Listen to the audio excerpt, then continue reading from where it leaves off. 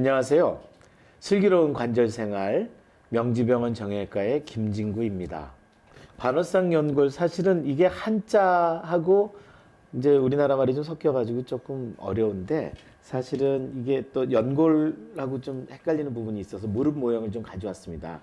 우리 무릎에는 보통 엑스레이 찍으면 이렇게 둥그런 위에 뼈와 평평한 아랫뼈, 경골이라고 하는 뼈가 있지만 그게 관절이 떠서 보여요. 근데 그게 떠 있는데 엑스레이 보이지 않는 이런 연부 조직이 있어서 그런 겁니다. 관절을 뼈에 붙어서 관절을 보호하는 걸 연골이라고 하는데 이 둥그런 뼈하고 평평한 뼈 사이에 이 사이를 이렇게 꽉 채워주는 이런 안쪽과 바깥쪽의 구조 두 개가 있습니다. 요게 내측 반월상 연골, 외측 반월상 연골. 그래서 반달 모양을 닮았다 해서 반월상 연골이라는 이름이 붙었는데 실제로 보면은 사실은 이렇게 보시면 아시겠지만은 요게 초생달 모양처럼 생겼습니다. 그러니까 위에 둥그런 뼈하고 아래에 평평한 뼈를 이제 완충시켜주는 역할을 하죠. 굉장히 무릎 관절을 유지하는데 관절염을 예방하는데 아주 중요한 구조이고 잘 다치기도 하는 구조이기 때문에 반월상 연골이라는 말은 조금 염두에 두실 필요가 있겠습니다.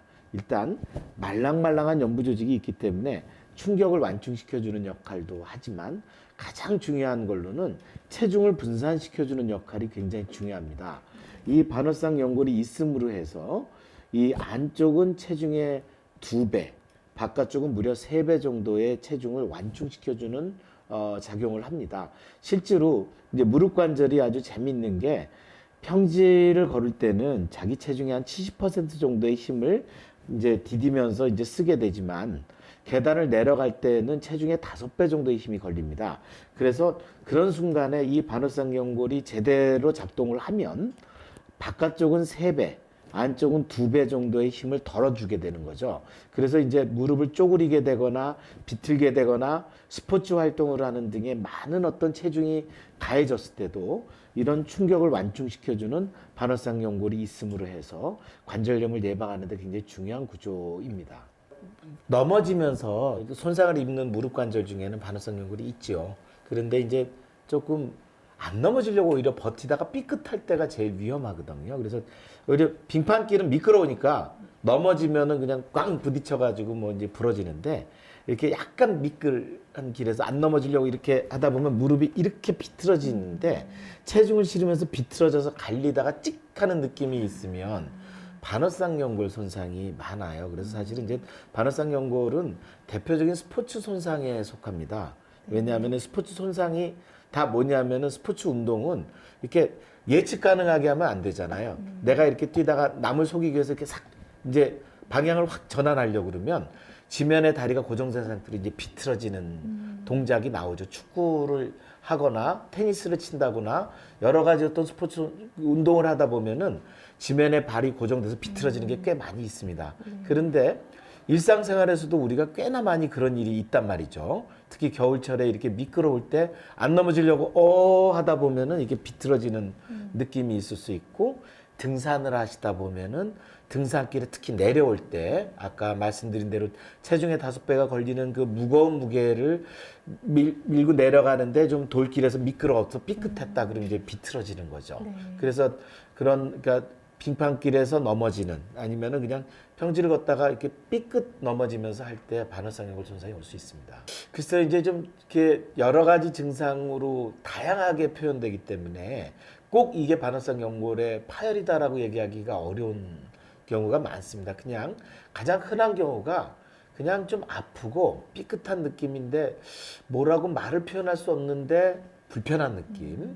이게 이제 반월상 연골이 좀 평범하게 행으로 갈라지면서 찢어진 경우에 이제 많이 느끼는 경우인데 심한 경우는 반월상 연골이 찢어진 다음에 막 갑자기 무릎을 피려는데 막 걸려요. 이제 그 무릎이 이렇게 다 펴지지 않는 거죠. 그리고 이제 좀 무릎을 좀 이렇게 살살살살 이렇게 흔들다가 다시 이렇게 피면은 펴지고 이런 관절에서 걸림 증상이 일어나는 경우도 있고 걷다가 힘이 출렁 빠지는 느낌이 있을 수 있고 이런 경우라면 반월상 연골이 찢어져서 좀 고약하게 무릎에 걸렸다가 빠지는 경우죠. 그리고 어떤 나쁜 손상의 경우는 그냥 뭐 걷다가 조금 이렇게 아주 사소하게 좀 발을 잘못 디딘 것 같은데 뒤쪽에 특히 오금이라고 그러죠. 이제 관절 뒤쪽에서 뜨끔하는 느낌이 있고 도저히 힘들어서 다리를 펴지도 못하고 뭐 엉금엉금 기어다닐 정도로 이렇게 심하게 아프다가 2, 3일이 지나면서 서서히 풀리는 그런 증상이 있을 수가 있습니다. 그래서 반월상 연골이 어떻게 찢어졌느냐에 따라서 굉장히 다양한 어떤 증상을 일으킬 수 있다. 그렇게 말씀드릴 수 있겠습니다. 네. 그럼 그렇지 않습니다. 한 대부분의 경우는 반월상 연골이 찢어졌다 하더라도 수술이 필요하지 않는 경우가 훨씬 더 많습니다. 특히 우리나라 사람들은 바닥에 쪼그려서 사는 생활이 워낙 많죠. 그래서 이렇게 바닥에서 생활을 하는 생활 습성을 가지고 있는 신발을 벗고 거실에 올라가서 바닥에 쪼그리고 앉는 그런 일상생활을 하는 그런 그 나라가 전 세계에서 한국과 일본밖에는 없다고 합니다. 그러면 그런 나라에서 생활을 하는 분들은 아무리 이제 서구화돼서 침대 생활, 소파 생활을 해도 자연스럽게 쪼그려 앉는 자세가 많이 나오고 특히 우리나라는 또 명절에 절도 하고 무릎을 꿇고 이제 어르신들의 말씀을 듣는 자세라든지 아니면 이렇게 앞바다리라고 그래서 이제 바닥에 이렇게 쪼그려 앉으면서 이렇게 다리를 이렇게 잡아 당기는 그런 자세가 있게 되는데 그런 자세가 되면은 이 뼈하고 뼈 사이의 반월상 연골이 체중에 짓이겨지면서 한 체중의 10배 정도의 힘이 반월상 연골에 가해지면서 비틀어집니다. 그런 게 오랫동안 누적되다 보면은 결국 견디질 못해서 퇴행성으로 반월상 연골이 찢어지게 되는데 이렇게 보통은 이렇게 횡으로 이렇게 갈라지는 파열이 많죠. 그런 식의 파열은 위쪽에서도 뭐 걸림 증상이 없고 아래쪽에도 걸림 증상이 없는데 비틀어서 쪼그릴 때는 통증이 오기 때문에 그런 관절 반월상 연골의 파열 횡파열이라고 하는 파열은 관절염을 거의 일으키지 않습니다. 그래서 좀 불편하더라도 굳이 그런 거를 수술로 꼭 치료를 해야 된다. 그거는 좀 옳지 않고 단 반월상 연골이 아까처럼 기계적 걸림 증상 이렇게 무릎에서 뭐가 걸리는 게 있어서 펴지지 않는다거나 가다 힘이 출렁 빠진다거나 너무 급작스러운 통증 때문에 이렇게 굉장히 쇼크처럼 통증이 왔다가 서서히 풀린다거나 이런 식의 파열 양상은 아마 무릎에 반월상연골이 찢어서 걸렸다 들어올 가능성이 많기 때문에 그런 경우라면 전문의의 도움을 받아서 정확한 진단을 하고 수술을 하게 되는 경우가 있겠죠. 대략 한 20, 30% 정도는 수술적 치료가 필요하고 7, 80%의 반월상 연골 파열은 수술을 하지 않고 관리를 잘 하면 반월상 연골이 파열이 됐다 하더라도 그렇게 관절염으로 쉽게 진행되지 않다는 거를 알고 계시면 될 것 같습니다.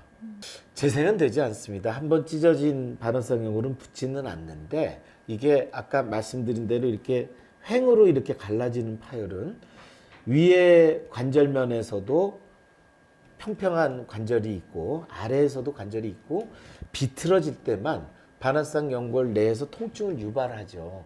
그래서 관절염은 쉽게 오지 않습니다. 단 계속 쪼그리는 생활을 계속 한다면 결국은 그 횡파열이 결국 견디지 못해서 다시 가운데가 찢어져서 걸리는 어떤 그 피판이 형성되는 나쁜 파열로 이어질 가능성도 많기 때문에 단지 수술을 하지 않는다고 해서 그냥 방치되는 거랑은 굉장히 다릅니다. 그래서 반월상 연골이 파열돼서 횡파열이 됐을 때는 그 수술을 하지 않는다고 하더라도 비수술적인 치료가 필요한 겁니다. 그 치료의 가장 기본은 바닥에 쪼그려서 비트는 자세를 막는 생활 습관을 개선하는 거겠죠. 바닥에 쪼그리는 자세를 피하고 침대 생활, 소파 생활 그런 바닥에 반월상 연골이 짓이겨지는 자세를 피하는 게 가장 중요하고요.